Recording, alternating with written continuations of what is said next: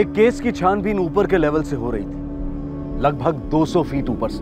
जी हां, इस केस में क्राइम सीन पर ड्रोन का इस्तेमाल किया जा रहा था ताकि पुलिस को कोई तो सुराग मिले।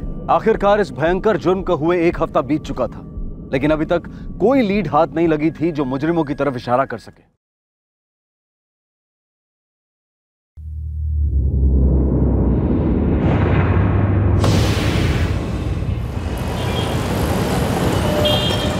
जिस जुर्म ने एक परिवार को जिंदगी भर का शोक दिया, उसी परिवार में कुछ महीने पहले जश्न मनाया जा रहा था।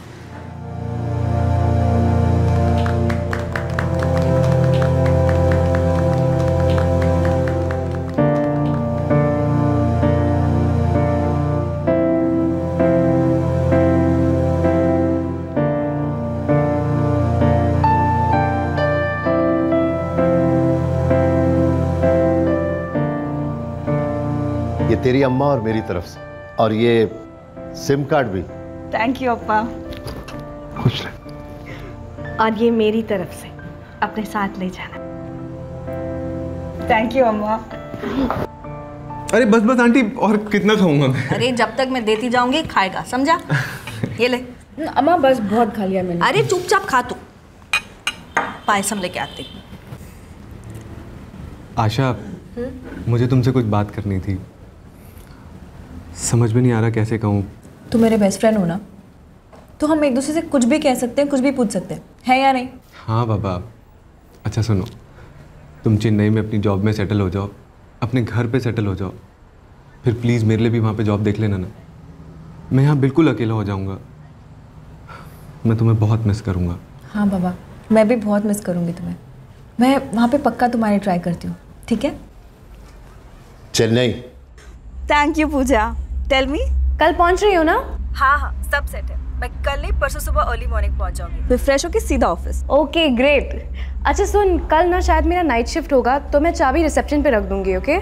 हाँ बाबा ठीक है, बाय।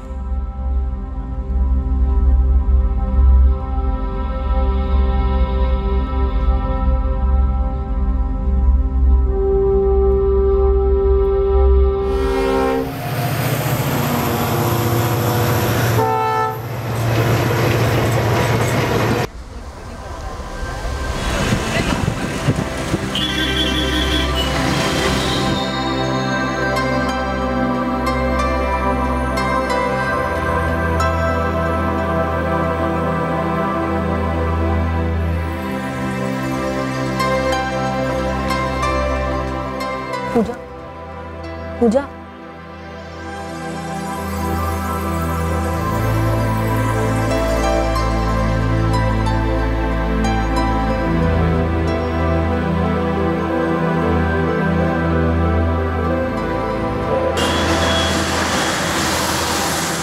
वेलुपुरम की आशा रमन चेन्नई पहली बार रहने आई थी, वो भी नई नौकरी पर।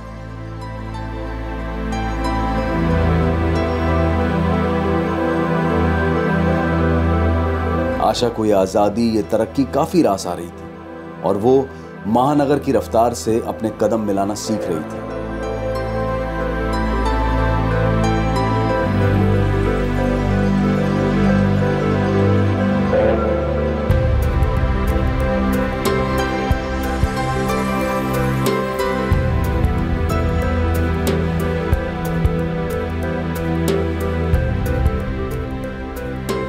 आशा की हॉस्टल रूममेट पूजा जोसेफ भी आशा की तरह चेन्नई में नहीं थी। दोनों में काफी अच्छी दोस्ती जमी और वो दोनों अपने खाली वक्त में पूरा शहर घूमते, एक महानगर के साथ दोस्ती बनाने की कोशिश करते।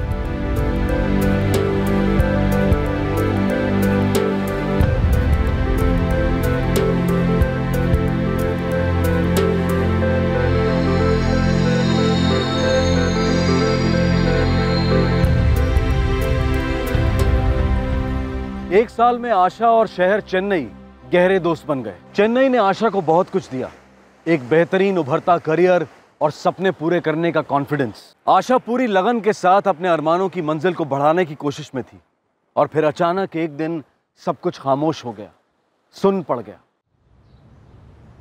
हाय आशा। हाय पूजा।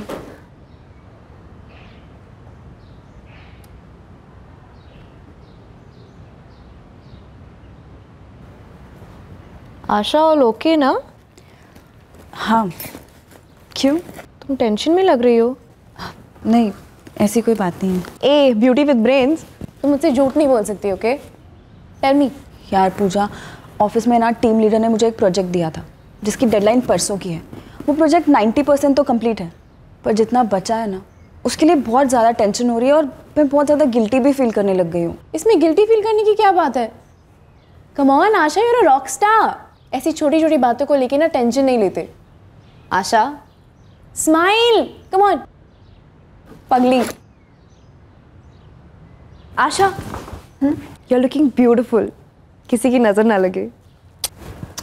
बाय। वो दिन मुझे आज भी याद है जब आशा मुस्कुराते हुए उस दरवाजे से बाहर गई थी।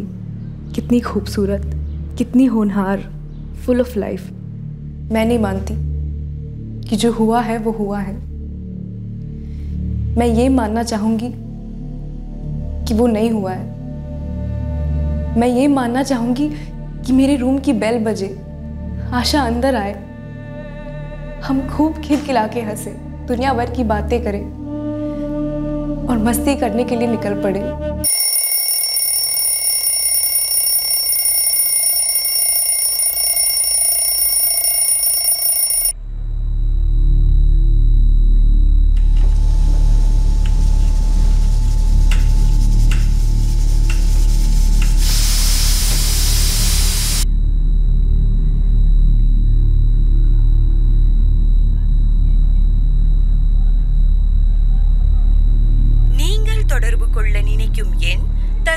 स्विच ऑफ आगा उल्लது। आशा कहाँ हो? भूख लग रही है मुझे, डिनर पर वेट कर रही हूँ यार।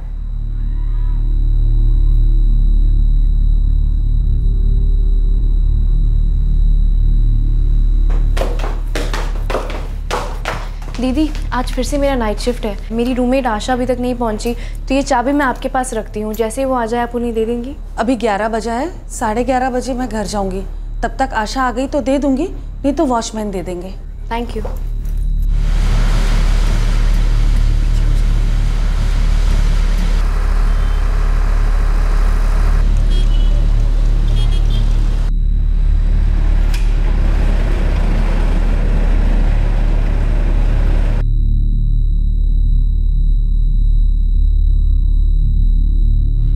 दीदी आशा ने नहीं ली? वो तो आई नहीं अब तक।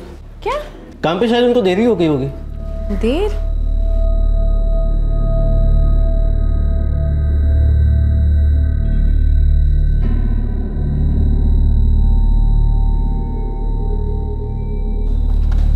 हेलो।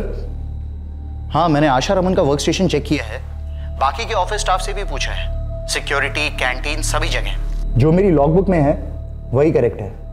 9:37 पर आशा रमन ने लॉग आउट किया और 9:45 पर वो ऑफिस प्रेमाइसेस से निकल गई। पर सर वो रात भर यहाँ अपने हॉस्टल लौटी ही नहीं है, ना कोई कॉल ना कोई मैसेज।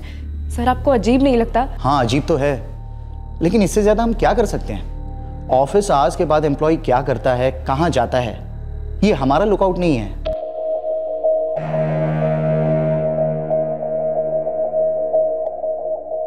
नहीं लौटी का क्या मतलब?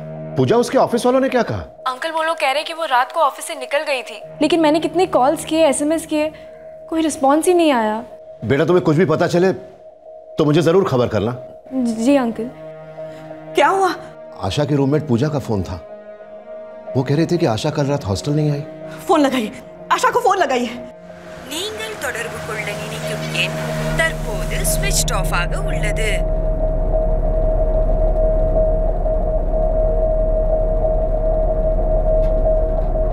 நீங்கள் தொடர்பு கொள்ள நினைக்கும் எண்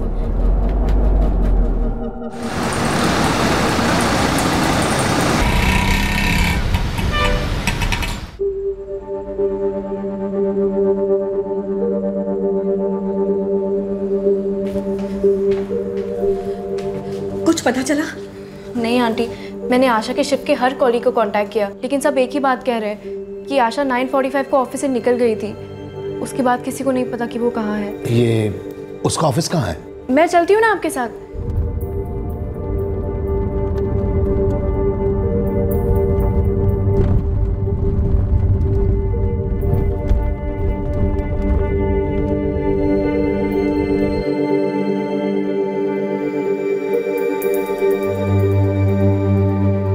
मिस्टर एंड मिसेस रमन, ये देखिए 12 जून 2014 9:37 आशा रमन ने अपने वर्क स्टेशन से लॉग आउट किया है।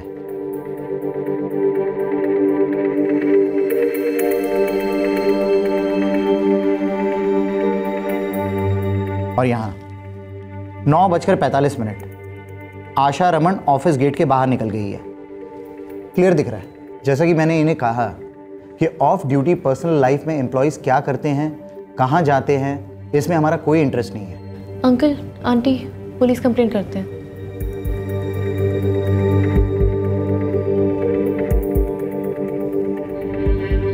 एक साल में पहले ऐसा कभी नहीं हुआ है सर। आशा अगर आधा घंटा भी लेट होती तो वो मुझे इन्फॉर्म कर देती थी। जरूरी तो नहीं कि आशा आपको हर चीज के बारे में इन्फॉर्म करती। क्या मतलब सर?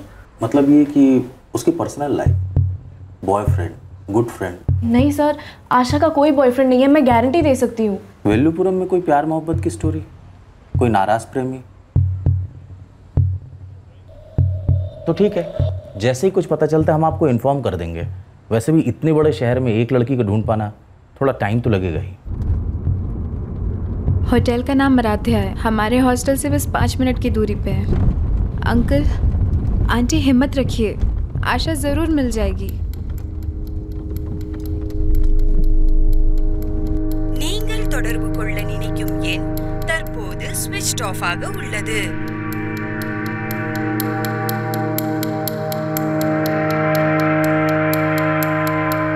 நீங்கள் தொடர்பு கொள்ள நினைக்கும் எண் தற்போது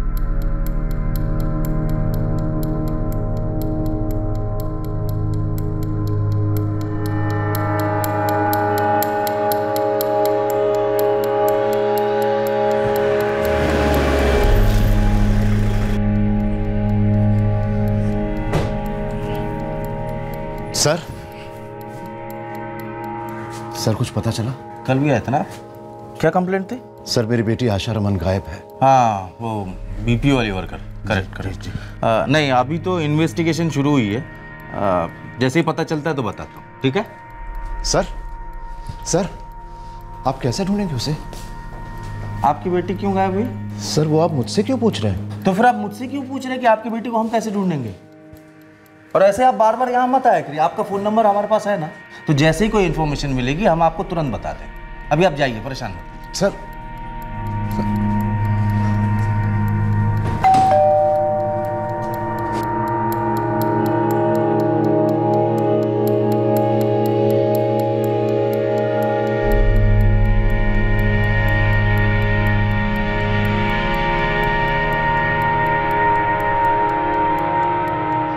आशा की अम्मा के सामने मैं रो नहीं सकता, मुझे मजबूत बने रहना होगा।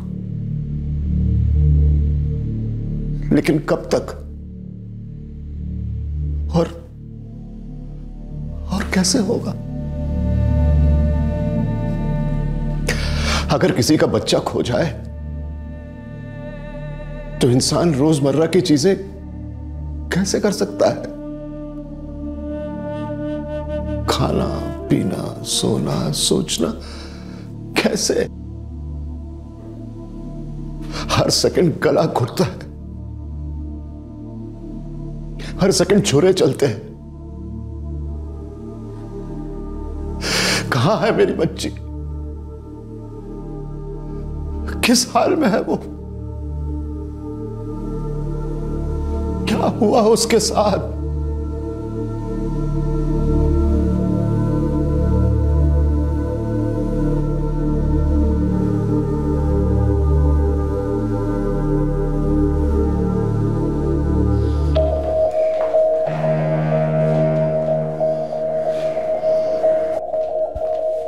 सर हमारे साहब ने कहा है आप जाएं, आप यहाँ ना आया करें, वो बहुत बिजी हैं, मिलने से कुछ नहीं होगा। 4 दिन हो गए हमारी बेटी को गायब हुए। आपने कुछ तो प्रोग्रेस की होगी। देखिए, हम काम के बीच में कुछ बात नहीं करते। इसका मतलब ये नहीं है कि हम काम नहीं करते।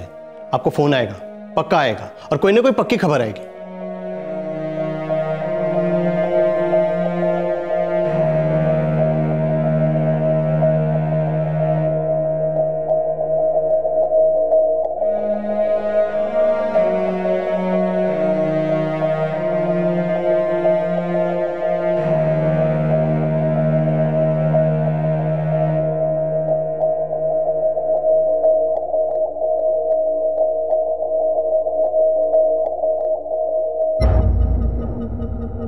आशा की खबर के इंतजार में उसके माँ बाप का एक एक क्षण तिल तिल कर गुजर रहा था।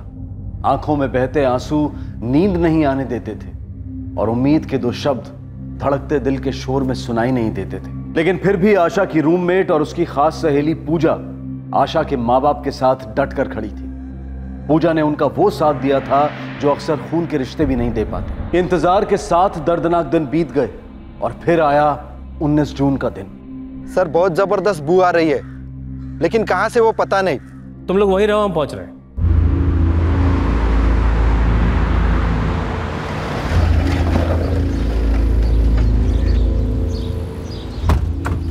सर, हम अंदर गए। अंदर एक लाश है, औरत की लाश।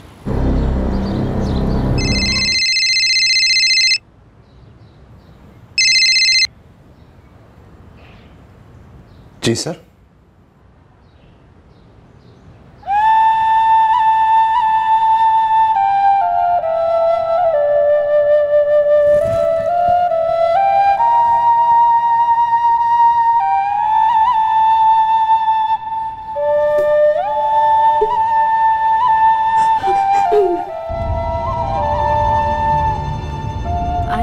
संभालिए अपने आप को। पुलिस श्योर नहीं है ना, बस आइडेंटिफिकेशन के लिए बुलाया है। मुझे पूरा भरोसा है कि वो बॉडी आशा की नहीं है।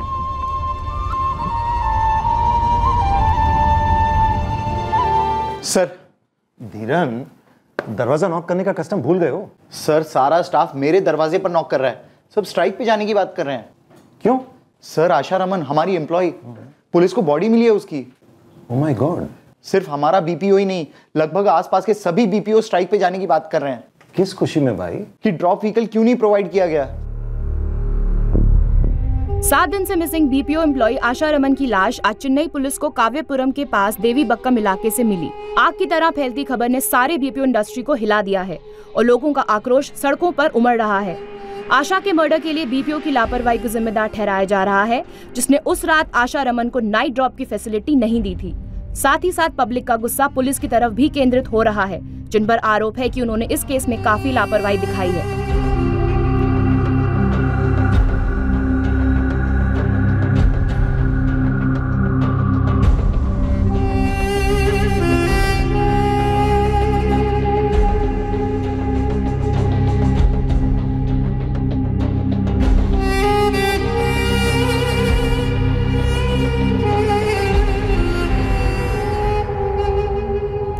और लड़की के फोटोग्राफ सारे स्टेशन में भेजने के अलावा खबरियों को भी एक्टिवेट करने वाले थे। कितने लोगों के साथ बात की, कहां ढूंढा, बीपीओ में क्वेश्चनिंग की, उसके हॉस्टल में, आसपास के इलाके में कुछ किया? सर, किसी लीड का इंतजार कर रहे थे। कहां से मिलती है लीड? लाश तो मिली गई है, कातिल को भी ढूंढ ही लेंगे। मेहरबानी करोगे पब्लिक पर उसे ढूंढकर? तुम्हारे इस 3rd रेट परफॉर्मेंस के कारण पुलिस डिपार्टमेंट का मुंह काला हो गया है। सफाई की तो तुमसे शुरू होगी और बहुत सख्त सफाई होगी। सख्त कार्रवाई हुई। इस केस को दरअसल मिस हैंडल करने वाली पूरी टीम को सस्पेंड कर दिया गया। अब आशा रमन मर्डर केस को तमिलनाडु राज्य की क्राइम ब्रांच सीआईडी को सौंप दिया गया।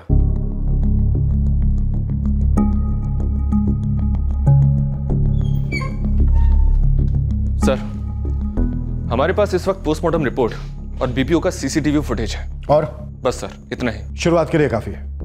ऑफिसर्स, हाई प्रेशर केस है, हमें आधे टाइम में डबल मेहनत करनी है। सर।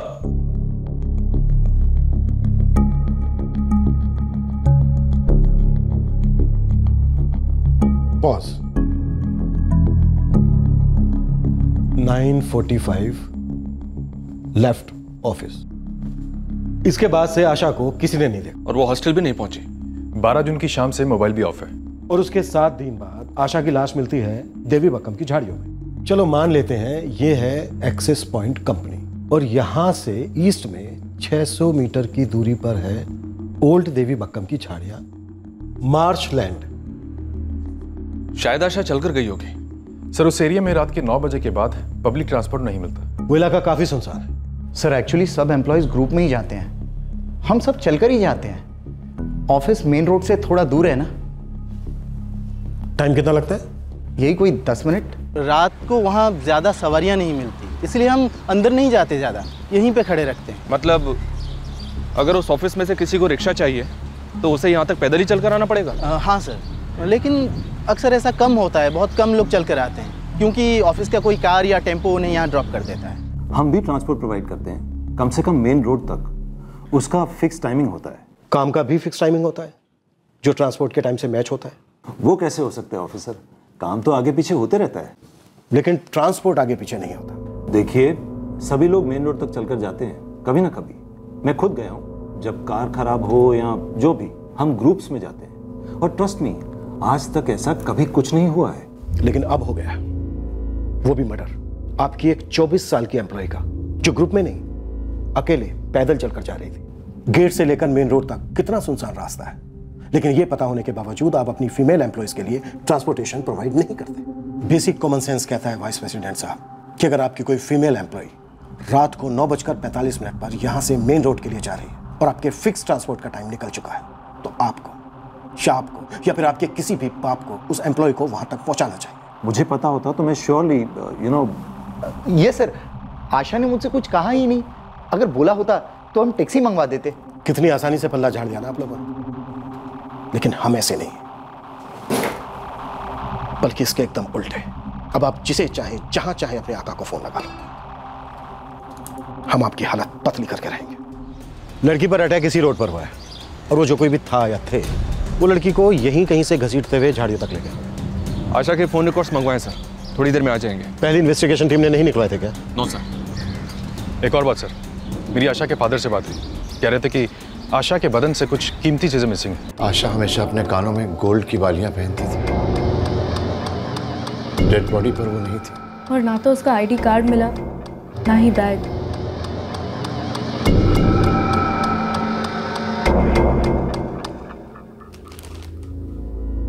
सिर्फ कपड़े, जूते या कुछ और नहीं मिला लाश के साथ? नहीं सर, कुछ और नहीं मिला, जो मिला वही जमा हुआ है। आशा का आई कार्ड, जूते, पर्स, सोने के इयररिंग्स, ये सारी चीजें मिसिंग हैं। लेकिन पहली टीम ने कोई सर्च नहीं की। नहीं सर, काफी झाड़ियां, उन्होंने कोई सर्च ऑपरेशन नहीं किया। ये तो सरासर लापरवाही है। प्रभाकर सर, ड्रोन मंगवाओ। Yes sir.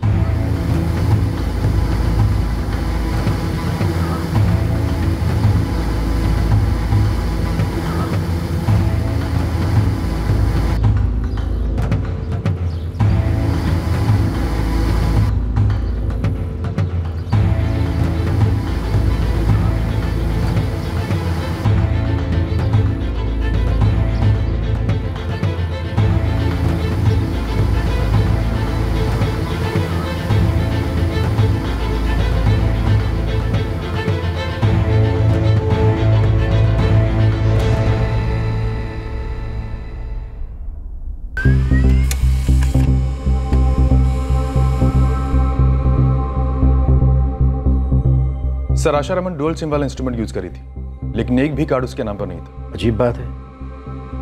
किसके नाम पर है ये सिम कार्ड्स? सर, एक गजानन कुरुसर है और दूसरा है किसी हरीश अय्यर के नाम। आशा के फादर को फोन लगाओ। वो गजानन कुरसर मेरे भतीजे का नाम। आपकी बेटी आशा आपके भतीजे का सिम कार्ड क्यों यूज कर रही थी? 1 साल पहले मैंने गजानन को बोला था कि एक नया मोबाइल और सिम कार्ड खरीद ले।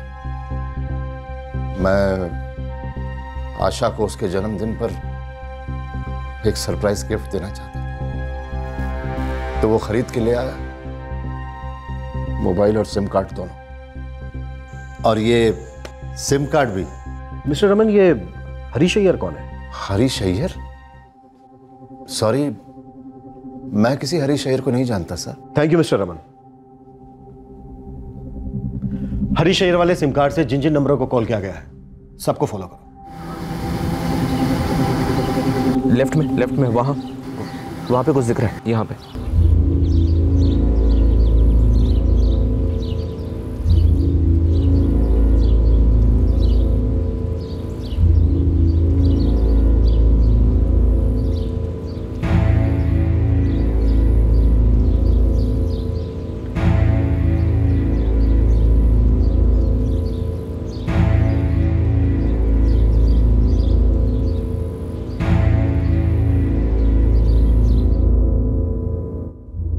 आशा के बैग से हमें कोई मनी पर्स नहीं मिला और ना ही एक भी पैसा। ऐसा कैसे हो सकता है? ऑफिस से कोई ट्रांसपोर्टेशन था नहीं तो उसको ऑटो, बस या फिर टैक्सी लेनी थी, तो इसके लिए उसके पास पैसे तो होने चाहिए थे। हाँ सर, आशा हमेशा कैश कैरी करती थी अपनी मनी पर्स में। इनफैक्ट उस दिन भी वो अपना मनी पर्स साथ में लेके गई थी। डॉक्टर, जहां लाश मिली उससे 10 मीटर दूर झाड़ियों में ये चाकू मिला। मैं ये खून के धब्बे आशा के ब्लड सैंपल से मैच करूंगा, कल शाम तक रिपोर्ट आ जाएगी। Thank you sir. Harish Iyer वाला नंबर जो आशा यूज करी थी, उस पर एक नंबर सबसे ज्यादा दिख रहा है और उसी नंबर से मैक्सिमम कॉल्स और टेक्स्ट मैसेजेस आए थे आशा के नंबर पर। किसका नंबर है ये? शंकर चेटियार। शंकर चेटियार? जी सर, आपके वेलुपुरम का नंबर है। वो भी वेलुपुरम का ही है। आशा का कॉलेज फ्रेंड है, मैं रोज उसके टच में हूं। हम भी उसके टच में आना चाहेंगे मिस्टर रमन। शंकर को फोन लगाओ और उससे कहो कि पहली बस या ट्रेन पकड़कर तुरंत यहां पहुंचे। हाँ इंस्पेक्टर, मैं बस में ही हूँ, दोपहर तक पहुंच जाऊंगा। सीधा आप ही के पास आ रहा हूँ।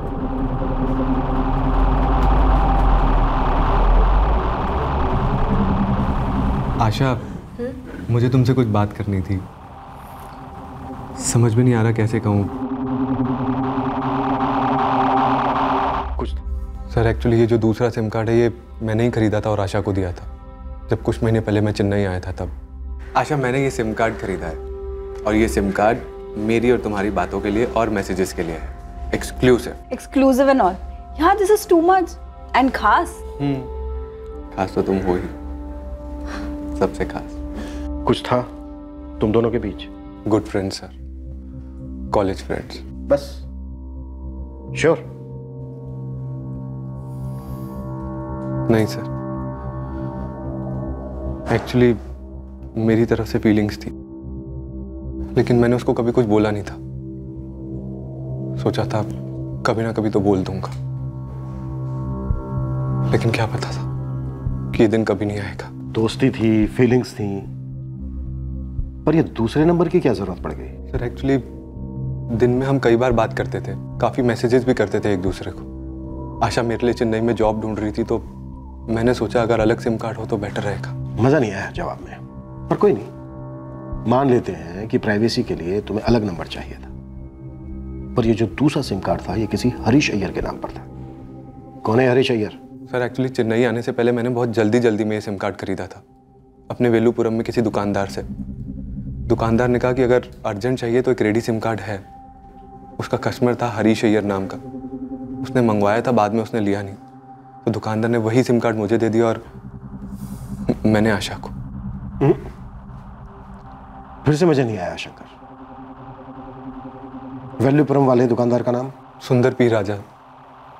सर मेरा दोस्त है, अच्छा आदमी है वो अच्छा आदमी है, तुम अच्छे आदमी हो, सब अच्छे आदमी हैं, लेकिन हम बहुत बुरे आदमी, और खासकर झूठ बोलने वाले के लिए डबल बुरे। दुकान का नाम और एड्रेस लिखा दो। जी सर।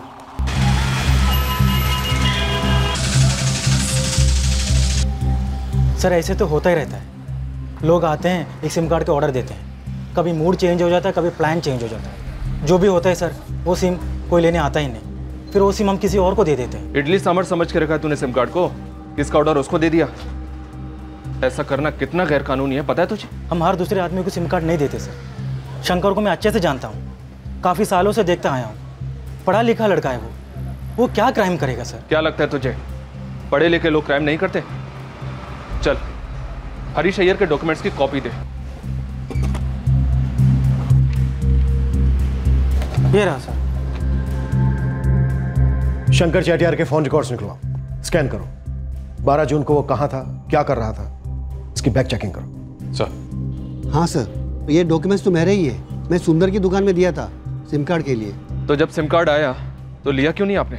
एक्चुअली इधर नज़दीक में रहमान की दुकान से भी मंगवाया था, वो जल्दी आ गया इसलिए मैं इस वाला छोड़ दिया। नए नए नाम और लोग इन्वेस्टिगेशन की तेज नजर में आने लगे और उनके बारे में तुरंत छानबीन भी शुरू कर दी गई। शंकर चेतियार, सुंदर राजा और हरीश अय्यर, इन तीनों की डिटेल्ड स्कैनिंग की गई, लेकिन आशा रमन के मर्डर केस के साथ जुड़ने वाली एक भी डिटेल नहीं मिली। दूसरी तरफ आशा के बेहाल माता पिता बौखलाए हुए ये जानने की कोशिश कर रहे थे कि कि उनकी आंखों की रोशनी छीनने वाला जालिम आखिर था कौन, और क्यों किया उसने ऐसा उनकी इकलौती बेटी के साथ, आशा के साथ। पहले किसी बच्ची की मौत एक खबर होती थी, लगता था दूसरों के साथ होगा, लेकिन अपने साथ कभी नहीं। हाँ, उस बच्ची के लिए, उसके मां बाप के लिए दुख जरूर होता था, लेकिन भुला देते थे, जिंदगी आगे बढ़ा देते थे। पर अब क्या भुलाएंगे, क्या आगे बढ़ाएंगे?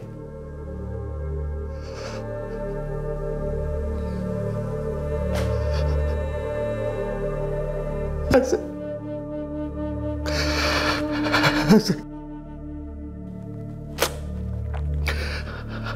हर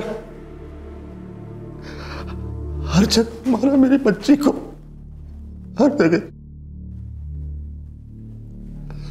झाड़ियों में फेंक दिया। क्यों? क्यों?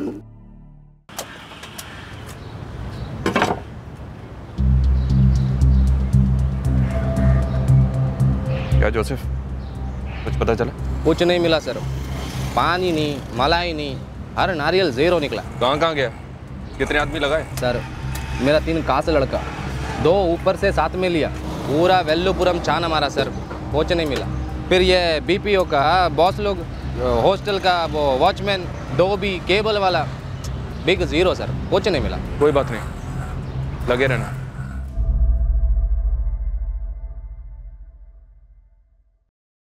वैसे सर, पर्सनल या प्रोफेशनल जैसा कोई एंगल बनता नहीं है। शायद नहीं बनता, लेकिन ऑफिसर्स ये भी तो हो सकता है कि आशा ऑफिस से रिक्शा स्टैंड तक अकेली पैदल जा रही हो और किसी अज्ञात आदमी ने अकेली लड़की समझकर उस पर अटैक कर दिया। मनी पर्स और सोने के इयरिंग्स गायब है सर, चोरी का मोटिव होगा। रास्ता बहुत सुनसान है सर, अगर आशा चिल्लाई भी होगी तब भी किसने सुना होगा उसे? छुरे पर जो फिंगरप्रिंट्स मिले थे सारे हिस्ट्री शीटर के साथ मैच करवा रहा हूं। गुड। अगर ये अज्ञात लोग हैं जिन्होंने सिर्फ चोरी के मकसद से ये मर्डर किया है, तो हमें जल्द से जल्द इन तक पहुंचना होगा, क्योंकि पॉइंट ए, ये शहर छोड़कर भाग सकते हैं या ऑलरेडी भाग गए होंगे। पॉइंट बी, ये आदमी या गिरोह जो भी है दोबारा स्ट्राइक कर सकता है।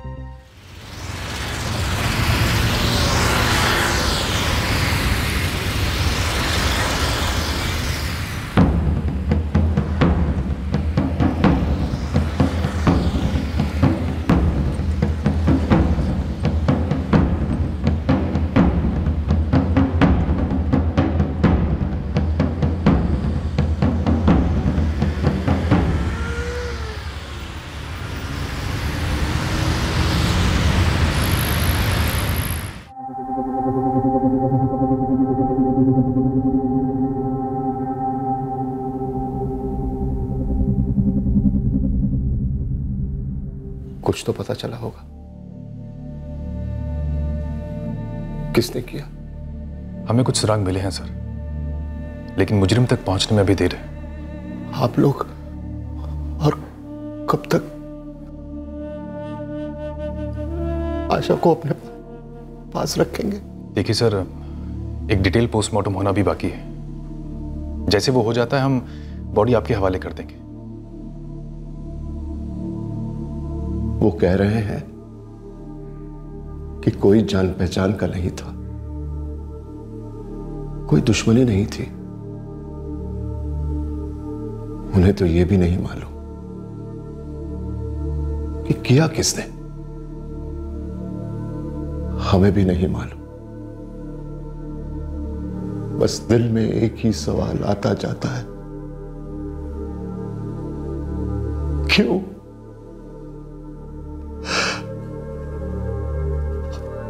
हमारी बेटी क्यों?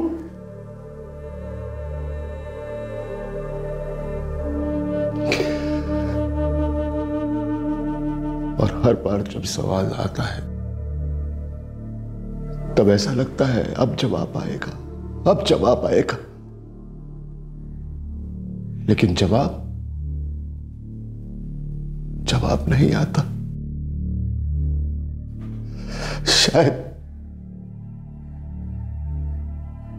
कोई जवाब है ही नहीं। इस मर्डर केस की पहली इन्वेस्टिगेटिंग टीम ने कोई मेहनत नहीं की थी और जाहिर है कि उनके हाथ कुछ नहीं लगा था। दूसरी investigative team crime branch CID की थी।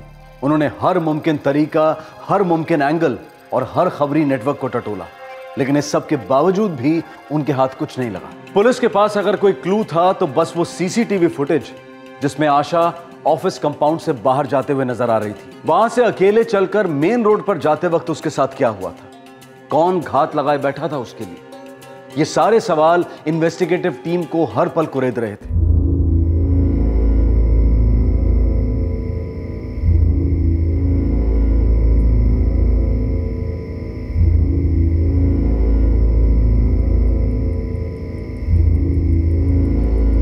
सर, खबरी नेटवर्क तो बार बार ब्लैंक रेस्पॉन्स दे रहा है। उनका कहना है कि कोई फर्स्ट टाइमर होंगे ये लोग। सर, छुरे पर मिले फिंगरप्रिंट सारे स्टेट की पुलिस स्टेशन और जेल्स में भेजे गए, मैच करवाए गए, मगर कोई भी मैच नहीं मिला। ये लोग आउट ऑफ स्टेट के हो सकते हैं सर, इसलिए हमने नेशनल डेटाबेस से भी मैचिंग की, पर कोई रेस्पॉन्स नहीं मिला। हम जहाँ खड़े हैं वो भी यहीं खड़ा होगा और शायद आशा वहां कहीं से आ रही होगी। और प्रभाकर सर, इस इलाके में चारों ओर जितने भी सीसीटीवी कैमरास हैं सबकी फुटेज मंगवाओ। 12 जून की शाम से लेकर 13 जून की सुबह तक सारे सीसीटीवी फुटेज चेक करो, एक भी कैमरा छूटना नहीं चाहिए। लेकिन सर, कैमरास तो कई सारे होंगे, मे बी मोर देन 100। जानता हूं, लेकिन यही एक हमारे पास रास्ता है और मंजिल भी। आई एम श्योर प्रभाकर, किसी ना किसी कैमरे ने उस कातिल को जरूर कैद किया होगा। वो अज्ञात लोग हैं सर, हम पहचानेंगे कैसे? पहले फुटेज देखते हैं, क्या पता कातिल हमसे अपनी पहचान खुद ही करवा दे।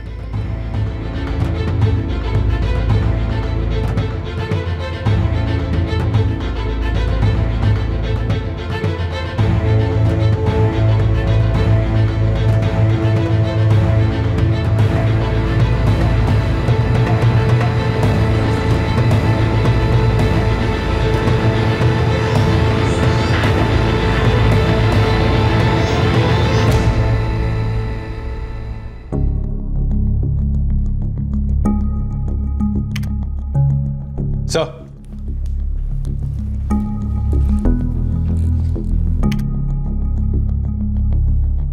एटीएम के अंदर का भी फुटेज है? हाँ सर।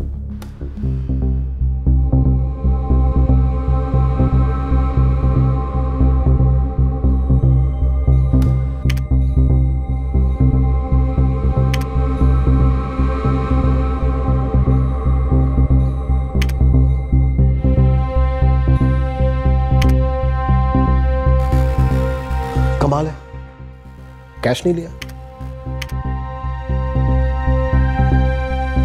शायद ट्रांजैक्शन फेल हो गया होगा सर। सर, आशा के बैग में से हमें मनी पर्स या डेबिट कार्ड कुछ नहीं मिला। आरएलजी बैंक का एटीएम है। इस फेल ट्रांजैक्शन के बारे में हम बैंक के साथ चेक कर सकते हैं सर। आशा की फ्रेंड पूजा से पता करो कि आशा का आरएलजी बैंक में अकाउंट था क्या। सर, होने को तो ये आदमी हमारा मुजरिम हो सकता है, चांस लेने की बात है। प्रभाकर सर, इस आदमी की ट्रैकिंग शुरू कर दो। Yes sir. यस सर, आशा का आरएलजी बैंक में अकाउंट था, वो उसी का डेबिट कार्ड यूज करती थी।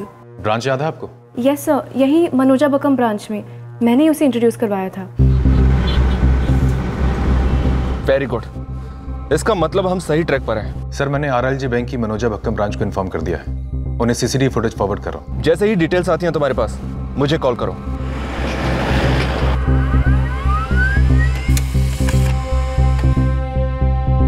जून रात 11:45 पर आशा रमन के डेबिट कार्ड से एक फेल ट्रांजैक्शन हुआ है।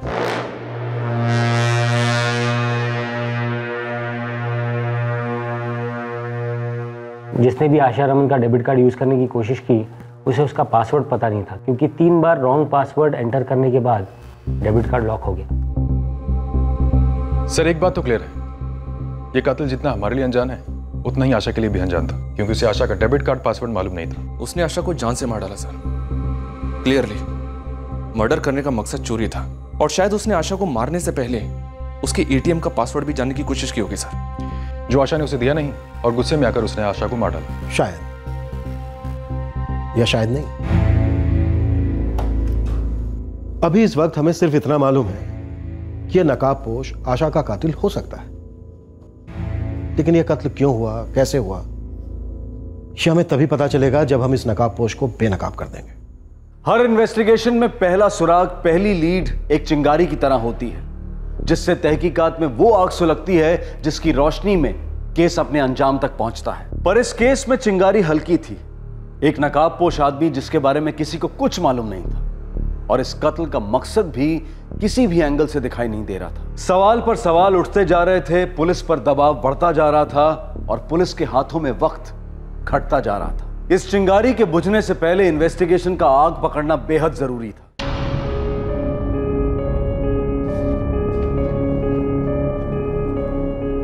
बीस से 25 साल का लगता है, कपड़ों से लोअर क्लास का लग रहा है, मजदूर भी हो सकता है। इसने अपने चेहरे को इस तरह से ढका हुआ है मानो जैसे चेहरा ढकने की आदत है इसे। यहाँ के लोकल मजदूर कामगार इस तरह से अपना चेहरा नहीं ढकते। इसके गमछे के पैटर्न को गौर से देखो, यहाँ का नहीं लगता है। दूसरे राज्यों से हजारों, शायद लाखों मजदूर चेन्नई में अलग अलग जगहों पर काम करते हैं। उन सभी जगह पर फैल जाए, जो कुछ तुम लोगों को लगेगा मिलेगा, लेकिन ये आदमी मिलना चाहिए। सर सबसे ज्यादा मजदूर कंस्ट्रक्शन लाइन में है। सर वो मच्छी मार्केट और सब्जी मंडी में भी बहुत सारा मजदूर काम करता है सर। सर ये मर्डर देवी बक्कम में हुआ ना? हाँ, झाड़ियों में, लड़की के ऑफिस से 600 मीटर दूर। सर उस इलाके में 2-4 जगह ऐसा है जहाँ पे बहुत सारा बाहर का मजदूर काम करता है सर। ठीक है, वहीं से शुरुआत करो, लेकिन जल्दी।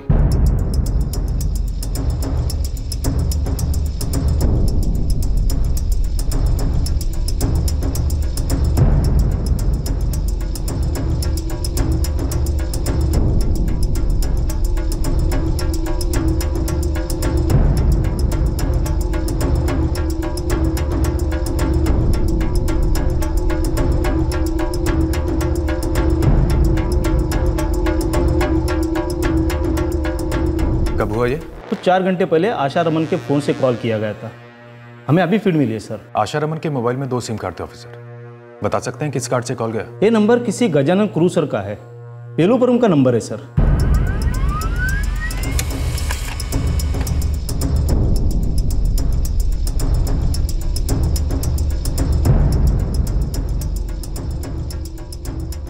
सर गजानन कुरुसुर आशा रमन के अप्पा का भतीजा है, जिसने उसके लिए मोबाइल फोन और सिम कार्ड खरीदा था, जो शिवरमन ने 1 साल पहले अपनी बेटी आशा को गिफ्ट दिया था। सर कॉल यहाँ चेन्नई से 12/7 पश्चिम बंगाल को किया गया।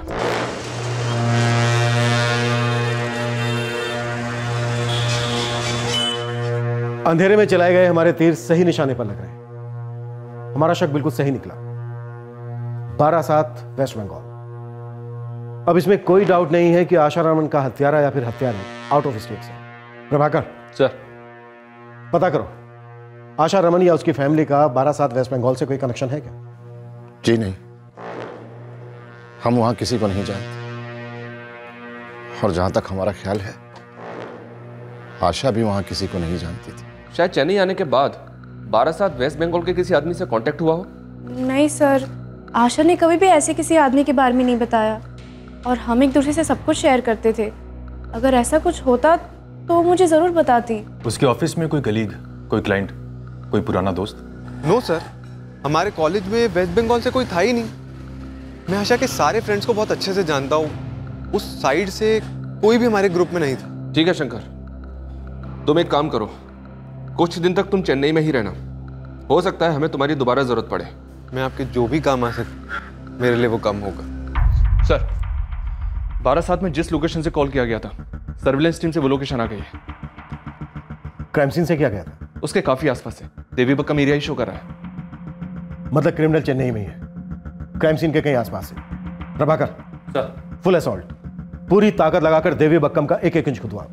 आउट ऑफ स्टेट का 1-1 मजदूर, खास करके वेस्ट बंगाल के, सबको राउंड अप पे लो। Yes sir. Sir West Bengal police को इन्फॉर्म कर दिया कि 12/7 में जिस नंबर पर कॉल गया था उसे क्वेश्चनिंग के लिए हिरासत में ले ले। गुड। इस वक्त हमारे पास 2 इंपॉर्टेंट सुराग हैं। पहला सुराग था एटीएम के सीसीटीवी की फुटेज। दूसरा सुराग था आशा के फोन से हुआ कॉल बारासात वेस्ट बंगाल में सुरागों की चिंगारियां भड़क रही थीं और पुलिस के रास्ते पर रोशनी फेंक रही थी। नकाबपोश क्रिमिनल से पुलिस अब दूर नहीं थी और तब एक और चिंगारी भड़की और पुलिस के हाथ लगा इस केस का सबसे अहम सुराग। ये कितना दिन पहले का बात है ना? 2 दिन पहले। तुमको बाली दिखाया? दिखाया नहीं, पूछा ये बाली को किधर बेच सकते करके। अब एक सिंगल बाली कौन खरीदेगा सर? एक सिंगल बाली? हाँ, एक सिंगल बाली। थांबी, कॉफी वाला पहचानता उस आदमी को? बोल रहा था रोज इधर आता है करके सर। इधर सामने में एक बिल्डिंग बन रहा है, उधर में सुपरवाइजर है। जगन नाम है सर।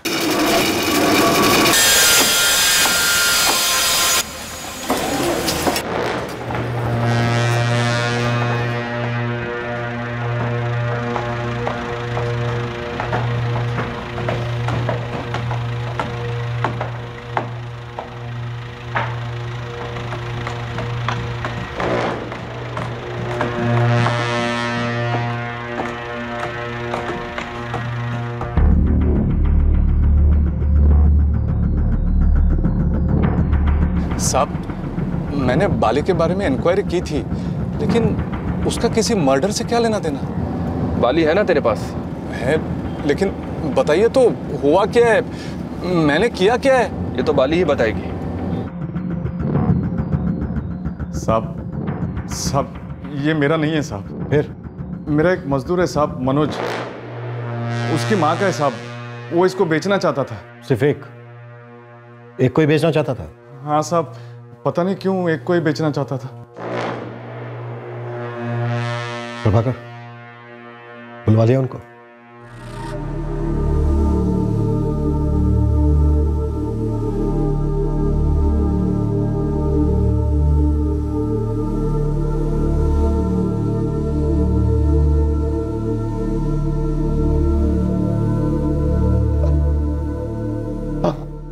आशा का ही है। आपको कहां से मिला?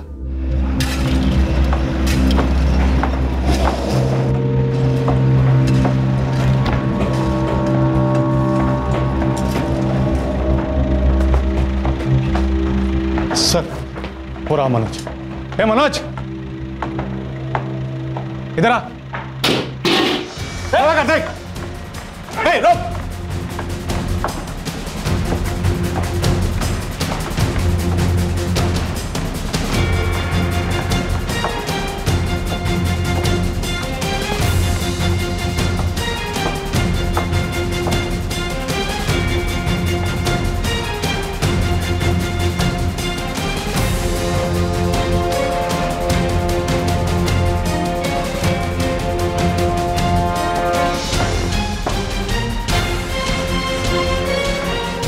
क्या बाकी है?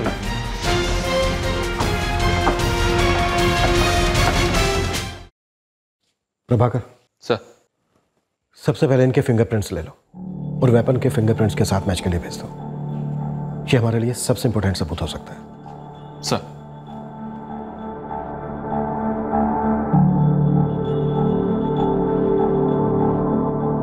साहब, ये मनोज यही आया था मेरे पास बाली लेकर। कब? 3 दिन पहले।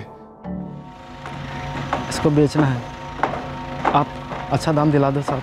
ये तो सोने का लगता है। हाँ, मेरा माँ का है, बोला बेच दो। तेरी माँ यहाँ कब आई थी? वो नहीं आया, पिछले महीने मैं गांव गया था ना, तभी बोला बेच दो। एक ही कान का बाली दिया बेचने को? दूसरा मेरे भाई को दिया। आप भी साहब जल्दी आप बोलो ना कितना दाम मिलेगा साहब। साहब, ये मनोज का गांव बंगाल में कहीं है। अब बारासात ऐसी कोई जगह है साहब। बारासात वेस्ट बंगाल। हाँ। आशा रमन के फोन से कल बारासात फोन भी किया गया। आशा रमन? वो बीपी वाली लड़की जिसका मर्डर हुआ? हाँ, और ये बाली जो तुम मनोज के लिए बेचने की कोशिश कर रहे थे, ये भी आशा रमन की है। तो फिर साहब, वो मनोज और अनिल के साथ वो राकेश भी इसमें शामिल होगा। राकेश? कौन राकेश? राकेश दास साहब, वो भी इन्हीं के गांव का है, मेरे यहाँ ही काम करता है। और वो फोन तो मेरे पास है साहब। क्या?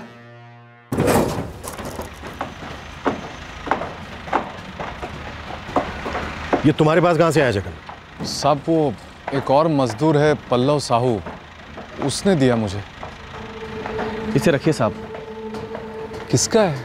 मैं क्यों रखूं? साहब वो राकेश दास का है। तो उसको देना, मुझे क्यों दे रहा है? वो कहीं गया है साहब, उससे एक फ़ोन करने के लिए लिया था, साथ रखने में डर लग रहा है, टूटा उटा तो काम के वक्त रख लो ना साहब यहाँ। ला। अम्मा है तो सबका, हाँ, जो अपनी सारी चीजें सब तेरे पास छोड़कर जाते हैं। मैं सुपरवाइजर हूँ इस साइट पर, सभी मुझ पर भरोसा करते, छोटी छोटी बातों के लिए मेरे पास आते हैं। ये जो छोटी छोटी बातों के लिए सब तेरे पास आते हैं ना, उन्होंने बड़ी बात की है। कांड किया है, हत्याकांड। ये पल्लव साहू और राकेश दास कहाँ मिलेंगे? पल्लव साहू तो यहीं कहीं साइड पर होगा साहब, और राकेश उस शैलेश के साथ गांव गया है साहब, वो कलकत्ता साइड में कहीं।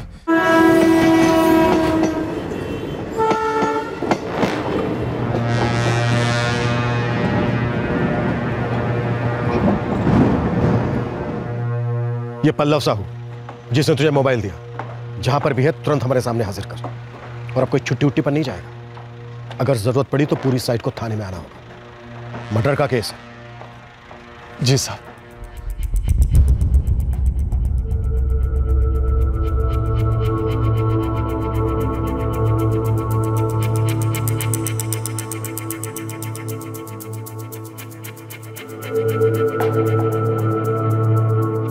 सुरागों की चिंगारियां मशालें बन गई थी, लेकिन आग कुछ ज्यादा ही फैल गई थी। एक के बाद एक नए नए सस्पेक्ट्स खड़े हो रहे थे।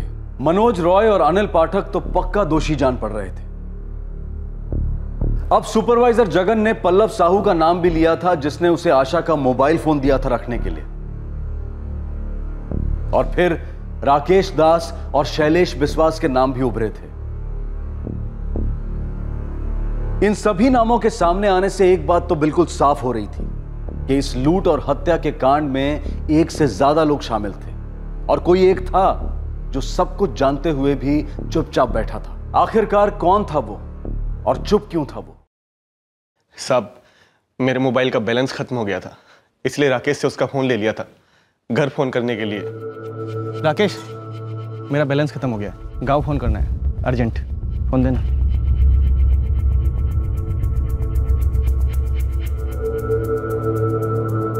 साहब, फोन खत्म करके जब मैं मुड़ा, राकेश वहां से जा चुका था।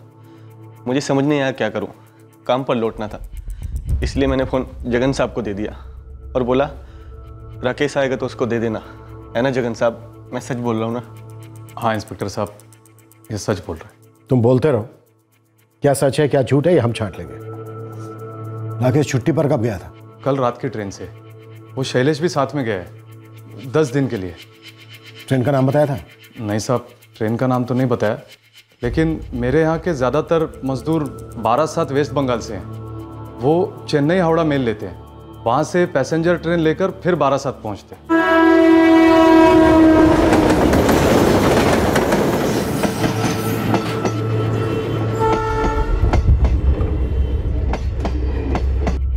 सब मर्डर वेपन से मिले फिंगरप्रिंट्स, ना मनोज रॉय से मिले और ना ही अनिल पाठक से। इंटरेस्टिंग। और कुछ? हाँ सर, एटीएम कार्ड, दूसरी बाली और आशा का मनी पर्स, ये सब हमें मनोज रॉय के झोंपड़े से बरामद हुआ।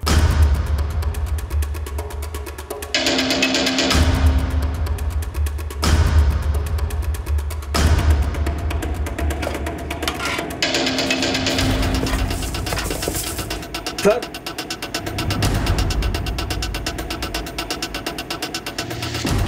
नारायण सर, जब्त कर लो इसे।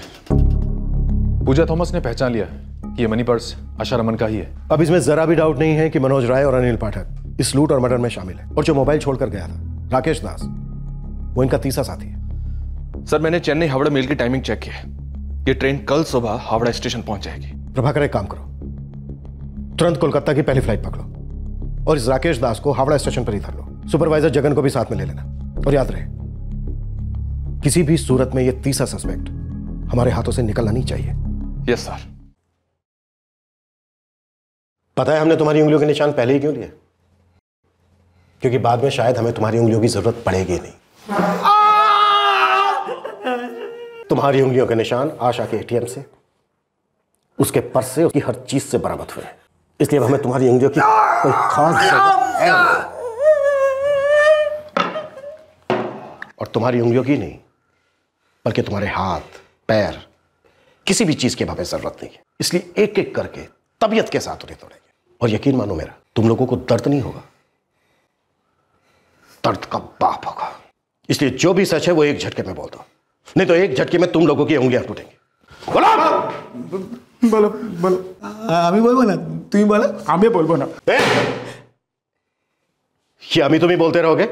जल्दी बोलो जो भी कुछ है, नहीं तो मेरा डंडा बोलेगा। ना ना, मारो ना सर, हम कबूल करता है, हमने किया। सर हम बहुत दिनों से सोच रहा था, बड़ा पैसा चाहिए। और साहब हम लोगों का नसीब में बड़ा पैसा शुद्ध ऐसा आ सकता है, चोरी कर। ओए चामो चोटा, जादू का डंडा नहीं, घुमाएगा और खाना आ जाएगा। तुम लोग को अच्छा खाना है, अच्छा पहनना है, अच्छा अच्छा रहना है ना, तो पैसा चाहिए, पैसा। अपना नसीब में कोता है पैसा, पढ़ा लिखा भी नहीं है। अरे तो पढ़ा लिखा लोगों के पास तो है ना पैसा, छीनता है वो लोग से, लूटता है सालों को। किसी को लूटना ईंट लगाने जैसा आसान काम नहीं है। हाँ, लूटेगा किसको? एक दूसरा को या सुपरवाइजर जॉगन को? ये बोका, लूटने का मन बनाना होगा, पैसा वाला अपने आप सामने आएगा। कहाँ से? आपके पास जादू का डंडा है क्या?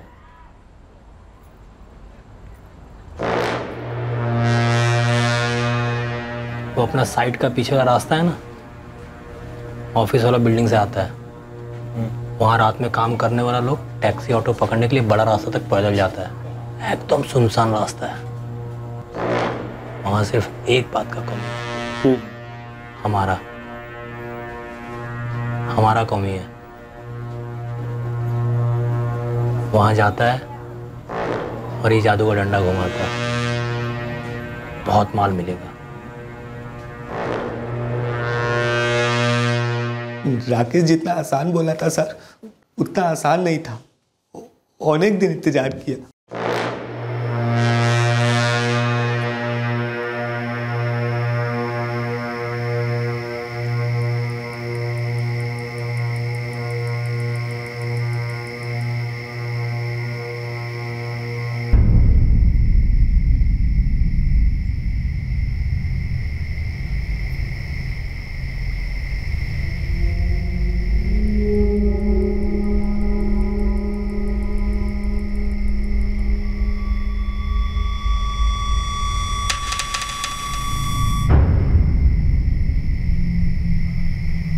अनेक दिन ऐसे इंतज़ार किया, कुछ ना कुछ गड़बड़ हो जाता।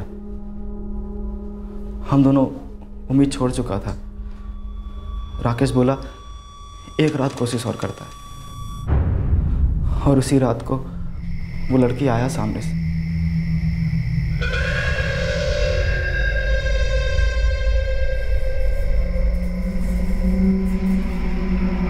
आगे भी कोई नहीं, पीछे भी कोई नहीं। पैसा वैसा होगा इसके पास? हमसे तो ज़्यादा ही होगा, बहुत माल होगा। ये जो बड़ा बड़ा कंपनी में काम करता है ना, ये बहुत माल बनाता है, मोबाइल, कंप्यूटर, और कुछ नहीं तो गहना तो होगा ही होगा।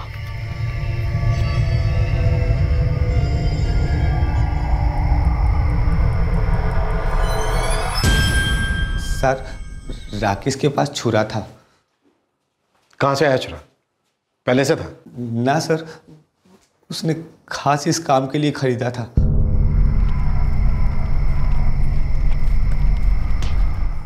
एटीएम कौन गया था? मैं गया था साहब।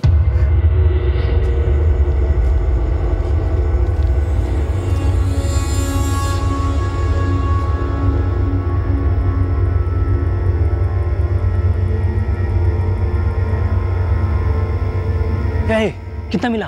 किचू ना माने? किचू पासवर्ड मांग रहा था। हम कितनी बार बटन दबाए, किचू बाहर नहीं निकला, कार्ड बाहर आ गया। कि यार इतना सब कुछ किया, 100 रुपया हाथ में, कुछ नहीं मिला। छाड़ना, मौजा मारा ना, हाँ? अभी भूल जाओ, चुपचाप यहाँ से निकल लो, जैसा हम लोग कुछ किया ही नहीं, कुछ हुआ ही नहीं। क्यों भूल ली? चलो मेरो। तुम तीनों के अलावा कोई और भी शामिल था? इस कांड के बारे में किसी और को भी मालूम था? हम तो किसी को नहीं बताया साहब। ठीक है, अब मैं भी किसी और को नहीं बताऊंगा। कि सर? यही कि तुम दोनों की हड्डियां कैसे टूटी,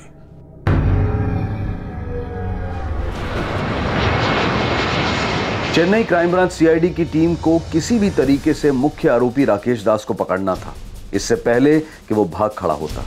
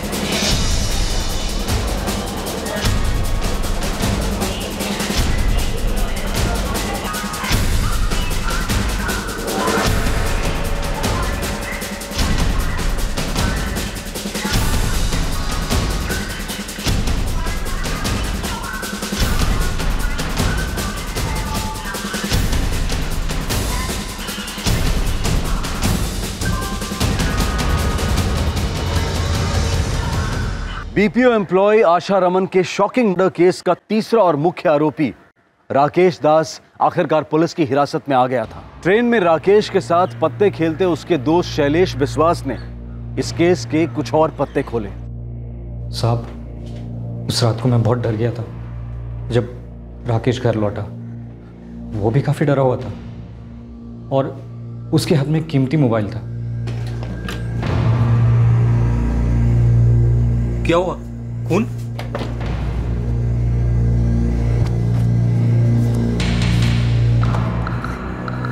और ये मोबाइल कहाँ से है? इतना पसीना क्यों आ रहा है दादा? कुछ लफड़ा हुआ क्या? क्या? खून? क्या? की बोल छो तुम्हें दादा? तो तुम्हें उस रात से ही मालूम था कि राकेश ने मनोज और अनिल के साथ मिलकर यह मर्डर और रेप किया है। रेप वेप का हमको नहीं मालूम साहब। कत्ल किया है बस इतना जानता था, लेकिन किसी को कुछ बता नहीं पाया क्योंकि राकेश ने मुझे धमकी दी थी साहब। माथा भूकिए ने यदि किसी के सामने मुंह खोला काट के गाड़ देगा। और समझ, भागने का कोशिश मत करना, तो पहले ढूंढेगा फिर काटेगा, समझा? साहब, मुझे सिर्फ इतना पता था कि राकेश, अनिल और मनोज ने मिलकर किसी का कत्ल किया है। किसका कत्ल किया है, कौन था, क्या था, ये सब कुछ भी नहीं पता था और मैंने पता लगाने की कोशिश भी नहीं की साहब। फिर कुछ नहीं हुआ साहब। हम लोग जैसे पहले बात करते, पत्ते खेलते, खाना खाते, जैसे कि कुछ हुआ ही ना हो। जिंदगी पहले जैसी हो गई। ऐसा हुआ है आज तक? जुर्म सबकी जिंदगी बदल देता है, बुरे के लिए बदल देता है। जुर्म का शिकार, जुर्म करने वाला और जुर्म के बारे में जानने के बावजूद चुप रहने वाला, सबकी जिंदगी खराब हो जाती है।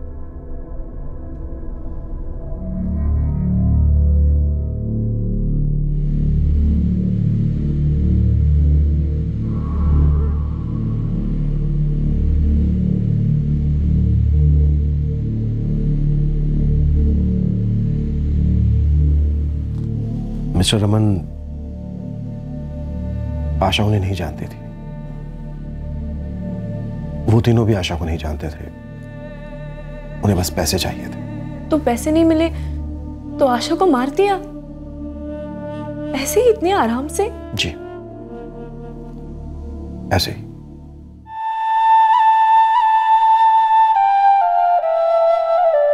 मेरी बेटी की तरह वो तीनों भी इस शहर में रोजी रोटी कमाने आए थे। मेरी बेटी मेहनत करके ऊपर उठना चाहती थी, लेकिन वो तीनों चोरी लूट करके ऊपर उठना चाहते थे।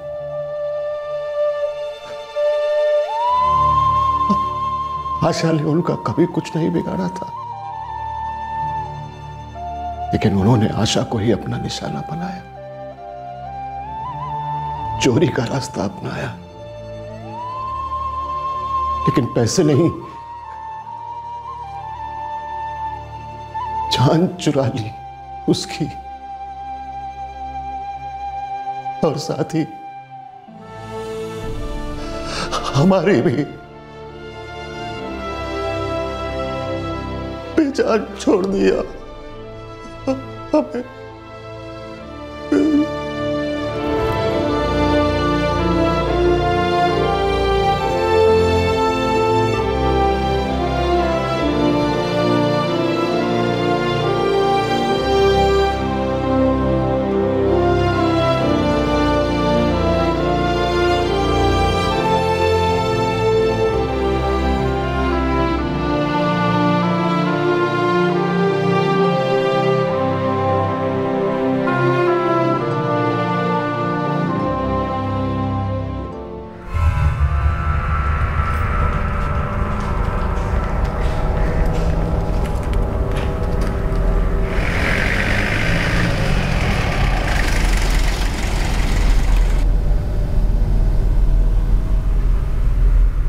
तीनों आरोपियों राकेश दास, मनोज रॉय और अनिल पाठक के खिलाफ चार्जशीट फाइल कर दी गई। प्रशासन ने इस केस को टॉप प्रायोरिटी पर डाल दिया और 9 महीने के अंदर स्पेशल महिला कोर्ट ने अपना फैसला सुनाया। राकेश दास, मनोज रॉय और अनिल पाठक, इन तीनों को उम्र कैद की सजा सुनाई गई।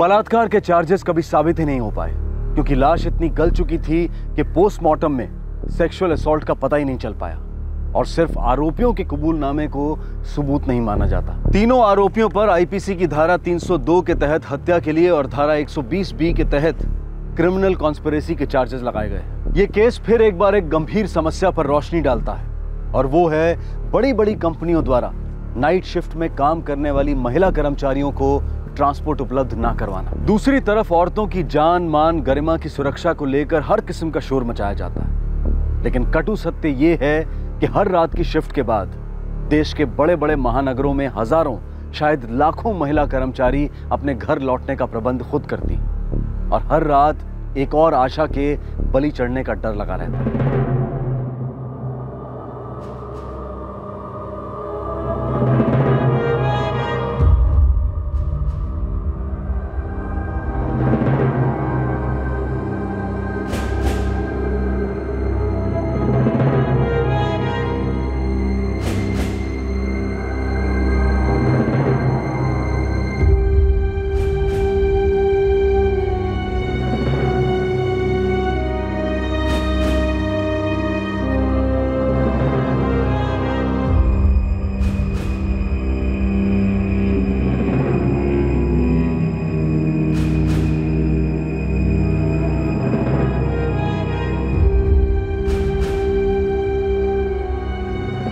मुजरिमों के कई चेहरे हो सकते हैं, जाने अनजाने या नकाबपोश, और नकाब भी कई किस्म के हो सकते हैं, कुछ कपड़े के बने तो कुछ कपट के। लेकिन महिला कर्मचारियों के जो जान पहचान वाले और विश्वसनीय पुरुष कर्मचारी हैं, अगर वो अपनी साथी महिलाओं को काम के बाद सुरक्षित जगह तक पहुंचाना अपना धर्म, अपना दायित्व, अपनी ड्यूटी समझ लें तो ऐसे कई केसेस टल सकते हैं। जाहिर सी बात है कि यह कोई परमानेंट उपाय नहीं है, लेकिन हर ऑफिस, हर बिजनेस का ये दायित्व है कि वो अपने यहाँ नाइट शिफ्ट में काम करने वाली महिला कर्मचारियों को घर से लाने और घर तक वापस छोड़ने की जिम्मेदारी बिना चूक निभाए।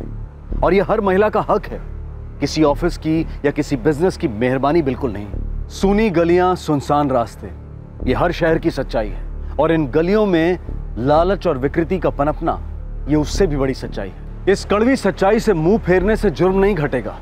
जुर्म से भिड़ना होगा, लड़ना होगा हम सबको मिलकर। आपसे फिर मुलाकात होगी क्राइम पेट्रोल सतर्क में एक और नए केस के साथ। तब तक सतर्क रहें, सुरक्षित रहें और देखते रहें क्राइम पेट्रोल सतर्क। सबक एक को, सीख हम सबको। जय हिंद। इस तरह के और भी एपिसोड देखने के लिए हमारे चैनल को सब्सक्राइब करें और बेल आइकन दबाना ना भूलें।